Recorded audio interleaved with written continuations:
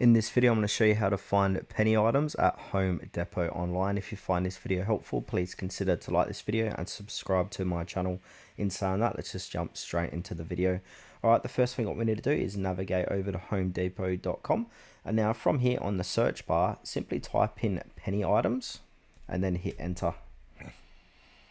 And now what this is going to do is going to take us over to see all the penny items or the clearance items. So you can search either penny items or clearance items, and depending what they've got on offer, it's going to be down here in the search results. So for me, I've got 11 results for penny items or clearance. So if we scroll down, you can have a look at all the different type of items they have for sale, and you can see the savings here as well. So you can see this vanity cabinet was about $1,100, now it's about $400, and you see these big savings on items on this page here. Now this page does refresh daily, weekly, monthly, so be sure to check these out at different dates. And now to purchase it is like as you normally would. So if you want to go ahead and purchase this vanity, I'm going to go ahead and just add to cart as we normally would, and just go through the checkout process to purchase it, and your savings are automatically gonna reflect in your cart as well.